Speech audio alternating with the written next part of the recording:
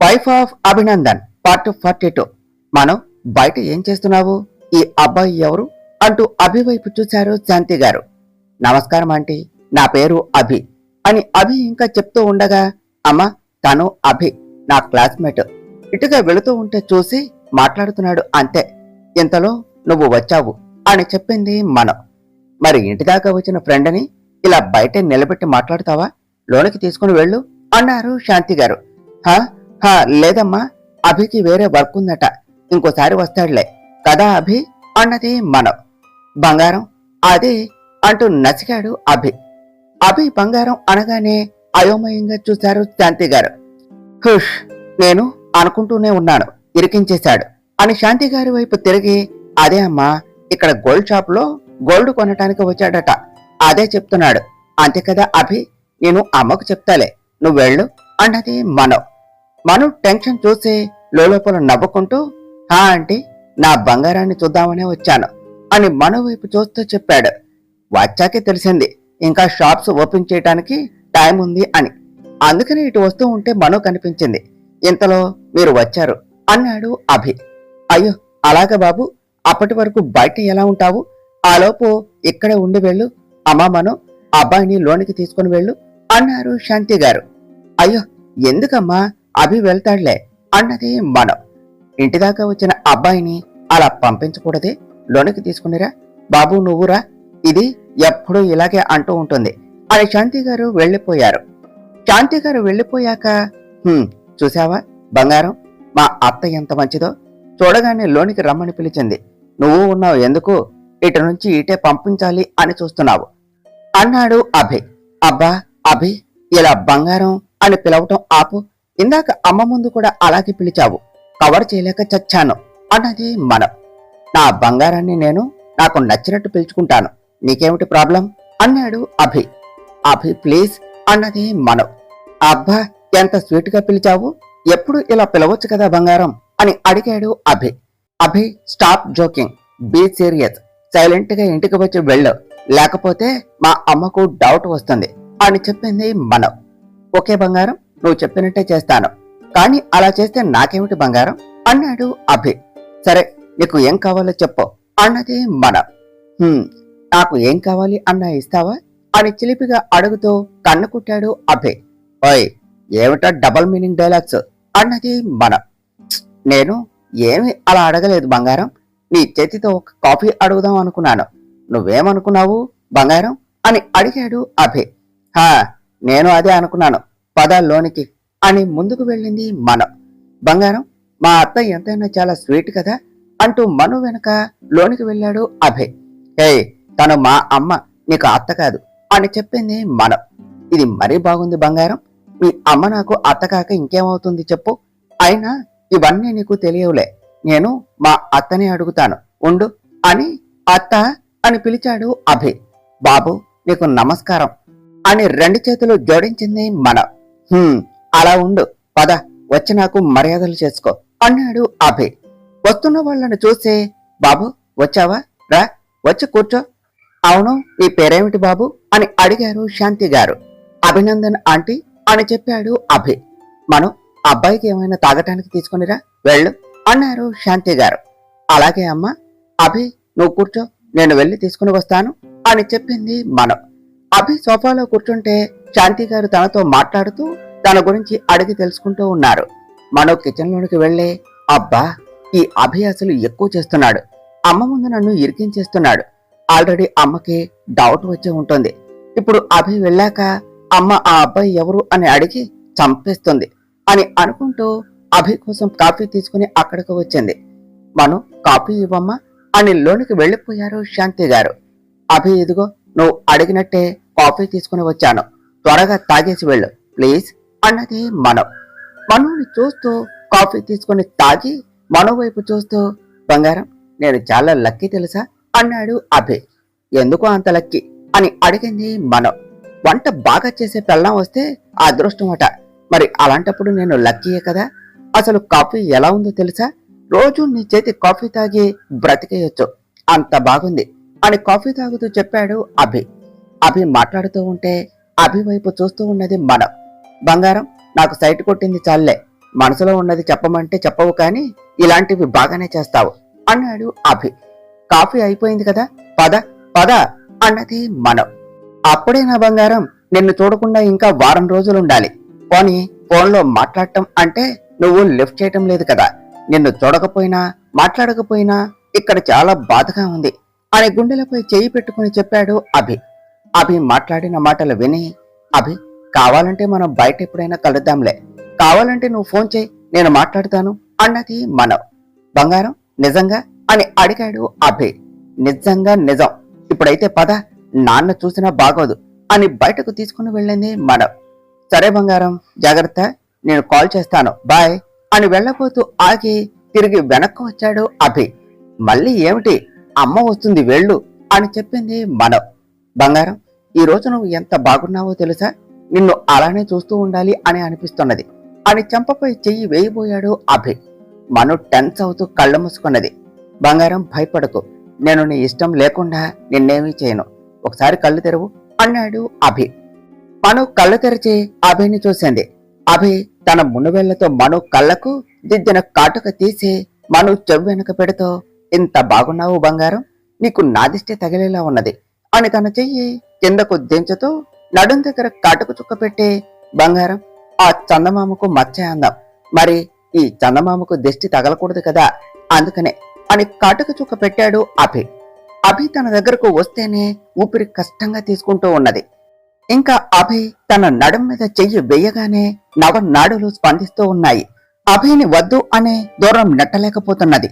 అభి తనను వదిలి దూరం జరగగానే బలంగా ఊపిరి తీసుకుంటూ అభిని చూడలేక సిగ్గుతో బ్లష్ అవుతూ తలదించేసింది మనం. అభి మనను చూస్తూ, వెళ్ళి వస్తా బంగారం అని బయటకు వచ్చేశాడు. అభి వెళ్ళిపోతూ ఉంటే మనసంతా ఎందుకో బాధగా అనిపించి ఫాస్ట్ గా అభి దగ్గరకు వచ్చి అభి అని పిలిచింది మనం. అభి ఆగే, ఏమిటి బంగారం అన్నాడు. మనం పిలవటానికైతే పిలిచింది కానీ అభికి ఏం చెప్పాలో అర్థం కాక, అది ఎలా వెళ్తావు అంటే ఎప్పుడు నీ ఫ్రెండ్ తోకలా నీ వెంటే ఉంటాడు కదా, రాలేదా అని అడిగింది. ఓ షిట్ అన్నాడు అభి. ఏమైంది అలా ఉన్నావు అని అడిగింది మనం. మావాడు పొద్దున్న నాతోనే వచ్చాడు, అక్కడ గుళ్ళో నీకోసం వెతుకుతూ నిన్ను చూసిన ఆ ఆనందంలో వాడిని అక్కడే వదిలేసి వచ్చాను, ఏం చేస్తున్నాడో అని ఫోన్ చూసుకున్నాడు. ఫోన్లో సంతోష్ నుంచి మిస్డ్ కాల్స్ చూసి, బంగారం ఉంటాను, ఈవినింగ్ కాల్ చేస్తాను, బాయ్, జాగ్రత్త అని సంతోష్ కి ఫోన్ చేస్తూ ముందుకు వెళ్ళాడు. మనం అభి వెళ్లేంత వరకు తన వైపే చూస్తూ, అభి వెళ్లిపోయాక తను కూడా నవ్వుకుంటూ లోనికి వెళ్లిపోయింది. అక్కడే హాల్లో కూర్చున్న శాంతి గారిని చూస్తూ, అయిపోయాను, ఇంకా నన్ను క్వశ్చన్స్ తో తినేస్తుంది అని అనుకుని ఒక నవ్వు నవ్వింది. నవ్వింది చాలే కాని ఆ అబ్బాయి ఎవరే అని అడిగారు శాంతి గారు. చెప్పాగమ్మా, నా ఫ్రెండ్ అన్నది మనం. నీకు ఆ అబ్బాయిలు ఫ్రెండ్స్ అవటం ఎప్పటి నుంచి మొదలు పెట్టారే, అసలు నువ్వు ఆ అబ్బాయిలతో మాట్లాడవు కదా అన్నారు శాంతి గారు. అమ్మా, అభి అందరిలా కాదు, తను చాలా డిఫరెంట్, చాలా మంచివాడు అని చెప్పింది. అలా చెప్పేటప్పుడు మను కళ్ళల్లోని వెలుగు శాంతి గారి చూపుని దాటిపోలేదు. అది చూస్తేనే తెలుస్తుంది. ఇంకా అని అడిగారు శాంతి గారు. మనసులో ఏం ఉంచుకోడు, ఏమనిపిస్తే అది చెప్పేస్తాడు, కొంచెం అల్లరి చేస్తాడు, కానీ అల్లరి పనులు చేయడు, అమ్మాయిలకు చాలా రెస్పెక్ట్ ఇస్తాడు అని చెప్పింది మనం. అది తను మాట్లాడుతుంటే తెలుస్తుంది. ఇంకా అని అడిగారు శాంతి గారు. అమ్మేమిటి ఇలా అడుగుతుంది అని అనుకుని, అమ్మా నువ్వు ఏమనుకుంటున్నావో నాకు అర్థమైంది కానీ నువ్వు అనుకున్నట్టు కాదు. ఇంకా చెప్పాలి అంటే అమ్మా, తను చాలా మంచివాడు, అందుకనే నాకు ఫ్రెండ్ అయ్యాడు, అంతే, అంతకు మించి నువ్వు ఎక్కువ ఊహించుకోకు అని రెండో మాట మాట్లాడకుండా పైకి వెళ్లిపోయింది. ఇక్కడే ఉంటే ఇంకా ఏమడుగుతుందో అనే భయంతో పైన అటు ఇటు తిరుగుతూ, అసలు అభి అమ్మ ముందు నన్ను ఇరికించేశావు, చేసేదంతా చేసేసి మళ్ళీ చిన్నపిల్లాడిలా నవ్వుతూ చూస్తావు, నిన్ను అలా చూడగానే ఏమి అనాలి అన్న నోట్లో నుంచి మాట కూడా రాదు. అమ్మకి డౌట్ వచ్చేసింది, అమ్మకు ఏం చెప్పాలి, అందుకే ఫ్రెండు అని అబద్ధం చెప్పేశా. నువ్వంటే నాకు ఇష్టం అని ఇప్పటి వరకు నీకే చెప్పలేదు, ఇంకా అమ్మకు ఎలా చెప్తాను చెప్పు. అసలు నా మనసులో మాట చెప్పకపోతేనే ఇంత అల్లరి చేస్తున్నావు. నువ్వే నా ప్రాణమని నీతో చెప్తే నిన్ను నేను ఆపగలనా అభి? అందుకనే నీ ముందు నా మనసులో మాట బయట పెట్టడం లేదు. కానీ ఈ ఫీలింగ్ చాలా బాగుంది అభి. నన్ను నేనే మర్చిపోయేలా నీ ప్రేమతో నన్ను మాయ చేస్తున్నావు.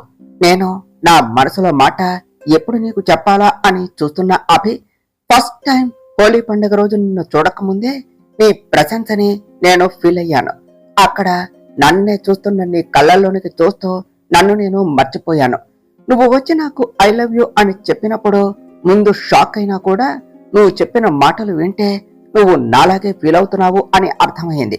కానీ ఫస్ట్ టైం నాకు ముద్దు పెట్టినప్పుడు ముందు భయం వేసింది. ఆ తరువాత కనీసం నిన్ను తల ఎత్తి కూడా చూడలేకపోయాను తెలుసా.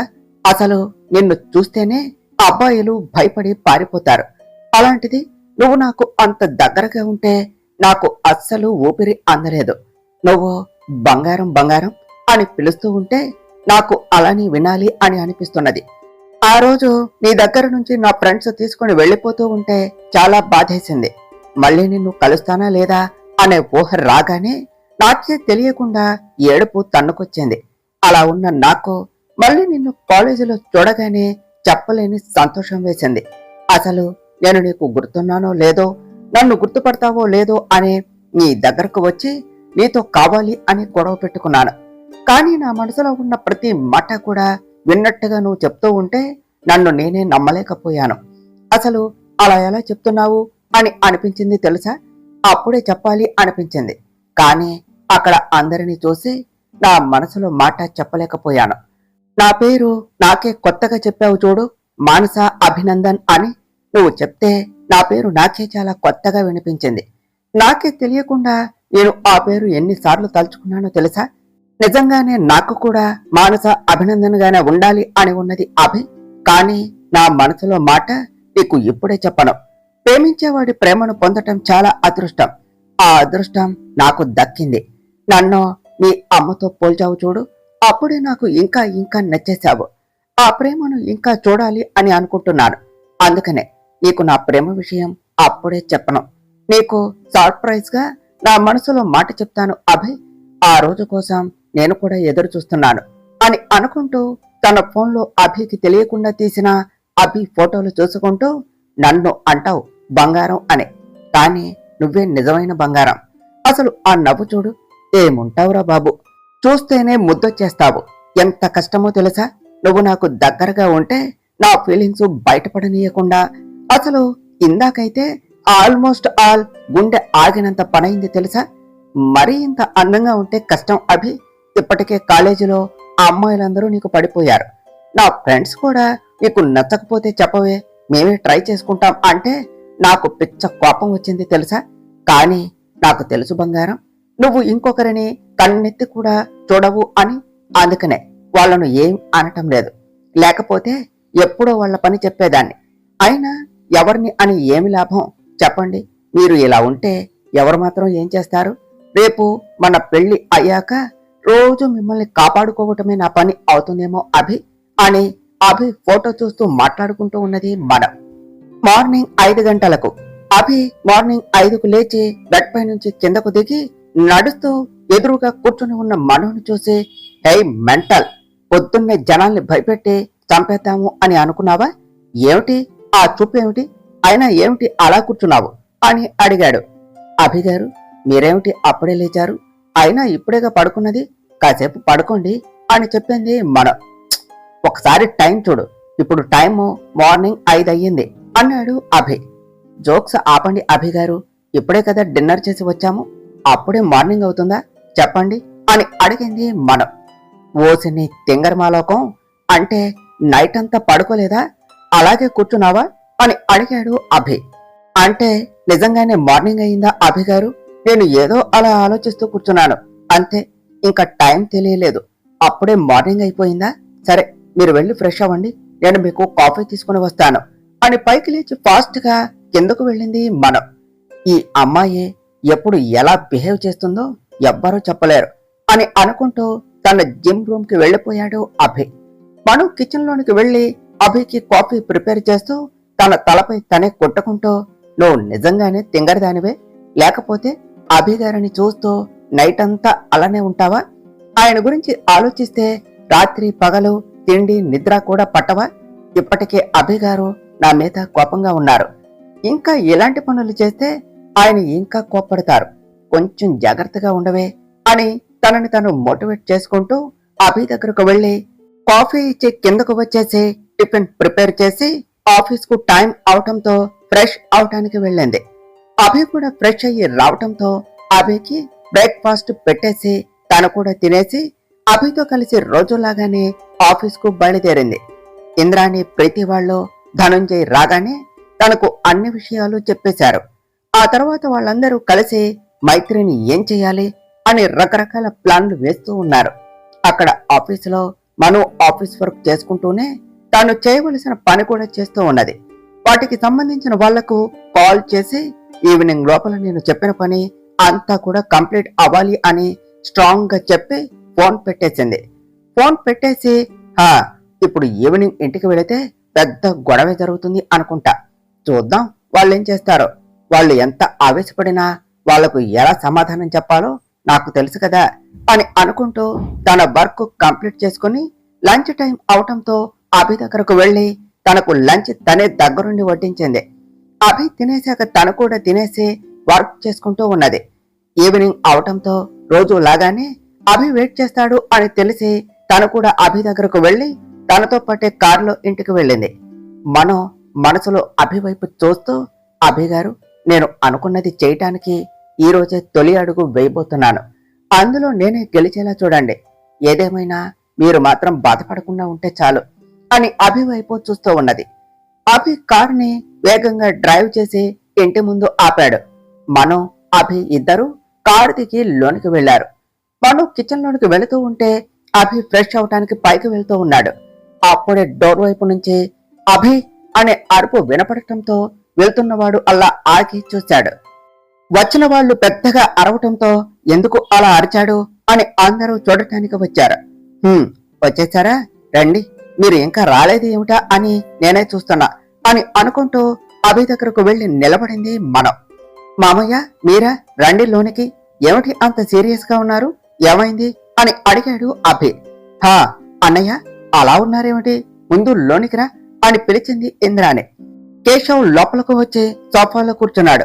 వనజ, వీడికి ఏమైంది అలా ఉన్నాడు అని వనజతో అంటూ అక్కడకు వచ్చాడు ధనంజయ్. మామయ్య, చెప్పు, ఎందుకు అలా ఉన్నావు అన్నాడు అభి. అభి, నేను పేరుకి మామయ్యను అయినా కూడా ఇన్నాళ్ళు మీ బిజినెస్ లో మీకు హెల్ప్ చేస్తూ వర్క్ చేస్తూ ఉన్నాను. ఇన్నాళ్ళు నేను మీ కంపెనీలో పనిచేసినందుకు నాకు మీరు ఇచ్చే గౌరవం ఇదా అని అడిగాడు కేశవ్. అసలు ఏమైంది మామయ్య, ఎందుకు అలా మాట్లాడుతున్నారు, ఇప్పుడు ఏమైంది, కొంచెం క్లియర్ గా చెప్పండి అన్నాడు అభి. ఏమైంది అంటావేమిటి అభి, అంటే ఇదంతా కూడా నీకు తెలియకుండానే జరిగిందా అని అడిగాడు కేశవ్. ఫస్ట్ ఏమైందో చెప్పి అప్పుడు మాట్లాడు మామయ్య, నేను కూడా నీకు ఆన్సర్ చేస్తాను. అంతేగాని ఇలా సగం సగం చెప్తే ఎలా తెలుస్తుంది అని గట్టిగా అన్నాడు అభి. అభి బేస్ వాయిస్ కు విస్తుపోతూ, ఇన్నాళ్ళు నేను మీ ఆఫీసులో వర్క్ చేసినందుకు నాకు మంచి బహుమానం ఇచ్చారు. ఇప్పటి వరకు నా కంట్రోల్లో ఉన్న బ్రాంచ్ కి నాకే చెక్ అథారిటీ పవర్ ఇష్యూ ఉండేది. కానీ ఈ రోజు సడన్ గా అవన్నీ క్యాన్సిల్ చేసేశారు. అంత పెద్ద నిర్ణయం నీకు తెలియకుండా తీసుకుంటారా, నీకు తెలియకుండానే చేస్తారా? నాకు ఇంతకు ముందే ఈ డీటెయిల్స్ అన్ని పంపించారు. నా బ్యాంక్ అకౌంట్స్ కూడా బ్లాక్ చేశారు. ఇదిగో, కావాలి అంటే చూడు అని తన చేతిలో ఉన్న పేపర్స్ అభికి ఇచ్చాడు కేశవ్. అభి వాటిని తీసుకుని చూశాడు.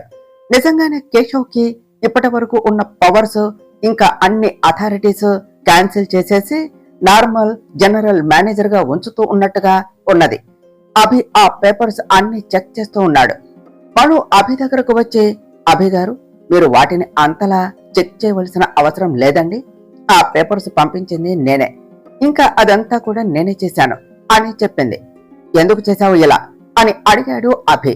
అభి గారు, మర్చిపోయారా, మీకు నిన్నే చెప్పాను కదా, అప్పుడే మర్చిపోయారా అని అడిగింది మనం. అభికి మైత్రితో వేసిన బెట్ గుర్తుకు వచ్చి సైలెంట్ గా ఉన్నాడు. మనం కేశవ్ వైపు తిరిగి, బాబాయ్ గారు, ఆ పేపర్స్ పంపించింది నేనే, వాటికి అభి గారికి ఏం సంబంధం లేదు.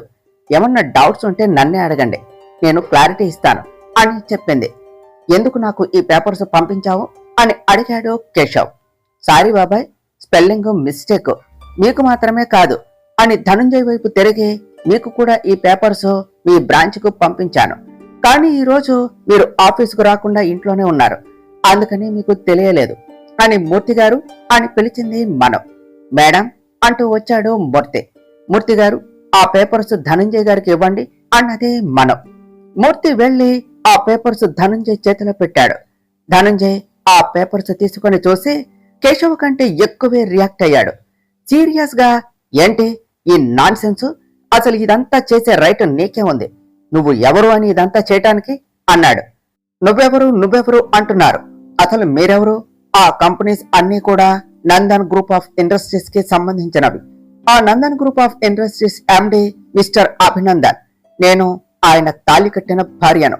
ఇప్పుడు అర్థమైందా నేనెవరినో, ఏ అధికారంతో ఇదంతా చేశానో అని అడిగింది మనం. అయితే మాత్రం నువ్వు అభి భార్యవే, అందుకని మాకు ఇంత అవమానం చేస్తావా అన్నాడు ధనంజయ్. నేను మీకేం అవమానం చేశాను? నేను ఏమన్నా మీరు ఇంతవరకు చేసిన దానికి లెక్కలు చూపించమన్నానా? లేదు కదా. ఇప్పటి వరకు ఏం జరిగిందో నాకైతే తెలియదు, కానీ ఇప్పటి నుంచి మాత్రం ఇలాగే జరుగుతుంది. అయినా నేను మిమ్మల్ని ఆ ఆఫీసు నుంచి పంపించేసినట్టు మాట్లాడుతున్నారేమిటి? జస్ట్ ఇక నుంచి మీ పని మాత్రమే చేసుకోమని చెప్తున్నాను. అది తప్ప? మీరు ఇద్దరు మా అత్తయ్య గారికి అన్నయ్యలే కావచ్చు, అది ఇంటి వరకే. ఆఫీసులో అందరూ ఒకటే. బంధువులుగా ఇంటికి వస్తే మర్యాదలు చేస్తాం, కానీ ఆఫీసులో నువ్వైనా నేనైనా అందరికి rules and regulations are the same. Nobody to change this. All are equal, even me also. మీరు ఆ కంపెనీలో వర్క్ చేస్తున్నందుకు మేము జీతాలు ఇస్తున్నాం, అంతవరకే. ఇంకా ఆఫీస్ మనీ విషయంలో ఎటువంటి అధికారం మీకు ఉండదు. అందుకే మీ అకౌంట్స్ అన్ని కూడా బ్లాక్ చేయించాను. కేవలం ఆఫీస్ అకౌంట్స్ మాత్రమే. మీ పర్సనల్ అకౌంట్స్ జోలకి నేనేమీ రాలేదే. అది ఆఫీస్ డబ్బు, దాన్ని ఆఫీస్ పనులకే వాడాలి. అంతేకాని మీ సొంత పనులకు కూడా ఆఫీస్ మనీ యూజ్ చేస్తే చూస్తూ ఊరుకోవాలా? అందుకనే చేశాను. ఇక నుంచి మీ సొంత పనులకు వాడుకోవాలి అంటే మీరు మా ఆఫీసులో వర్క్ చేస్తున్నందుకు శాలరీ ఇస్తున్నాం, వాటిని వాడుకోండి. ఇప్పటి వరకు ఎలా జరిగిందో నాకు అనవసరం, కానీ ఇక నుంచి మాత్రం ఇలాగే జరగాలి. జరుగుతుంది, జరిపిస్తా అని చెప్పింది మనం. అభి, నీ పెళ్ళం అంతలా మాట్లాడుతుంటే నువ్వేమీ అనవా అన్నాడు కేశవ్. నేనింకా మాట్లాడటం స్టార్ట్ చేయలేదు బాబాయ్ గారు, చేయమంటారా? నేను ఇప్పటి వరకు జరిగిన దాని గురించి అడగటం లేదు. ఒక్కసారి అక్కడి నుండి మాట్లాడటం మొదలు పెట్టమంటారా? చెప్పండి అని అడిగింది మనం. మను అలా అనగానే వాళ్ళిద్దరికి గొంతులో ఎలక్కాయ పడ్డట్టు అయింది. ఒక్క మాట బయటకు రావటం లేదు. ఎవరికి వాళ్ళు మైత్రిని ఇంకా రెచ్చగొడితే తమకే ప్రమాదం అని సైలెంట్ గా ఉన్నారు. ఇంద్రాణి ముందుకు వచ్చి, ఏయ్ ఏమిటి, చిన్న పెద్ద తేడా లేదా? ఎలా పడితే అలా మాట్లాడుతావా అన్నది. అత్తయ్య గారు, ఇది ఆఫీస్ విషయం. ఇంట్లో వాళ్ళకి ఆఫీస్ సంగతి ఎందుకు చెప్పండి? అసలే మీ హెల్త్ బాగలేదు. మీరు ఎక్కువ హైరాణ పడితే మీకే ప్రమాదం. మీరుండండి అని చెప్పింది మనం. అవును మామ్, తను ఇప్పుడు ఏం చేసింది? ముందే నాకు చెప్పింది, కానీ నేనే మర్చిపోయాను. ఇక వదిలేయండి అని మను వైపు చూస్తూ అన్నాడు అభి. అభి అలా అనేసరికి ఇంకా తను సైలెంట్ గా ఉన్నది. అవునమ్మా ఇంద్రాణి, ఇప్పుడు ఆ అమ్మాయి మాత్రం ఏం చేసిందని? కాకపోతే ఈ విషయం మాకు ముందే చెప్తే మేమే చేసేవాళ్ళం. కాకపోతే ఏదో చిన్నపిల్ల కదా, తెలిసి తెలియక అలా చేసింది అని అభి వైపు తిరిగి, ఎప్పటికైనా అది మీదే కదా అభి, అలానే చెయ్యండి. ఇప్పుడేమైంది? నువ్వేమంటావు కేశవ్ అని అడిగాడు ధనంజయ్. అంతేగా, నేను కూడా ఇది తెలుసుకుందాం అనే వచ్చాను. ఇక నేను వచ్చిన పని అయిపోయింది, నేను వెళ్తాను అని చెప్పి తిరిగి కోపంగా అక్కడి నుండి వెళ్లిపోయాడు కేశవ్. ఇంద్రాణి, ప్రీతి, వనజ, ధనంజయ్ కలిసి పైకి వెళ్లిపోయారు. అభి మను వైపు కోపంగా చూసి పైకి వెళ్లిపోయాడు. తరువాత ఏమి జరిగిందో నెక్స్ట్ పార్ట్లో తెలుసుకుందాం ఫ్రెండ్స్. డియర్ ఫ్రెండ్స్, మీకు గనక ఈ కథ నచ్చినట్లయితే మీ అభిప్రాయాలను కామెంట్ల రూపంలో తెలియచేయండి. ఈ వీడియోను లైక్ చేయండి, షేర్ చేయండి, మా ఛానల్ను సబ్స్క్రైబ్ చేసుకోండి ఫ్రెండ్స్. Thank you.